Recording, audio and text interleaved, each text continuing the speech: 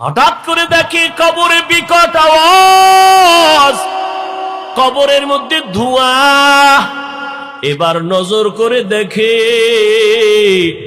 ওই নাফরমান গুনাহগারের জিহ্বাটা নাভি পর্যন্ত টেনে নামানো। ছেলে কান্না করে বেহুশ হয়ে গেল। আমার আল্লাহ দুনিয়াতেই দেখায় দেয় আমার এই বাংলাদেশের ভেতরে কত কবরস্থান থেকে আগুন দেখা গেছে, আবার কত কবরে সাপ বিচ্ছু দেখা গেল। ঢাকার পাশে মুন্সিগঞ্জ জেলা, মুন্সিগঞ্জ জেলার পাশে একটা জায়গা আছে কাঠপট্টি।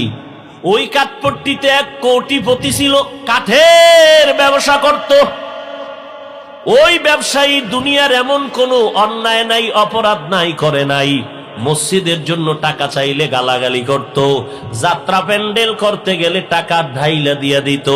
ইন্তেকালের পর তার বড় সন্তান যখন কবর খনন করে জানাজা পড়ায় দাফনে গেল, কবরের মধ্যে নামলো বড় সন্তান।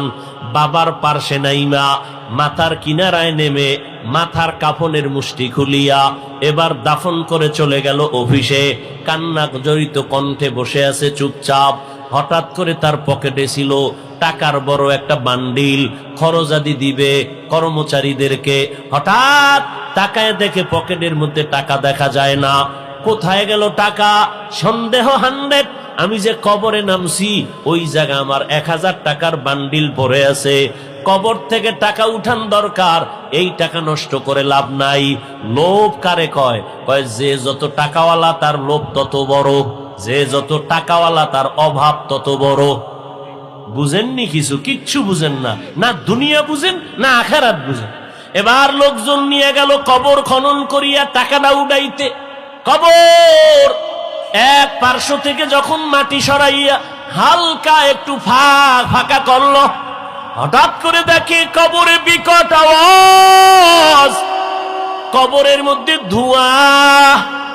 চিল্লাইয়া সবাই দৌড়ায় গেল। এবার আলেম ডাইকে আনছে, ওলামায়ে কেরাম আইসা দোয়া পড়লো, ধোঁয়াটা কমলো। এবার নজর করে দেখে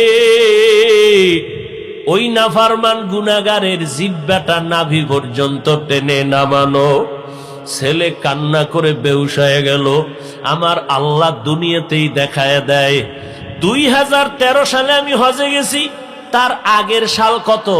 2012 সালে আমার ওস্তাদ মাদানীনগর মাদ্রাসায় পড়ায় এখনো। হুজুর হজের থেকে আইসা 13 সালে বললেন, ও বাবা, আমাদের কাফেলায় যখন হজে গেলাম, ঢাকার জমিনের একটা বড় লোক সন্তান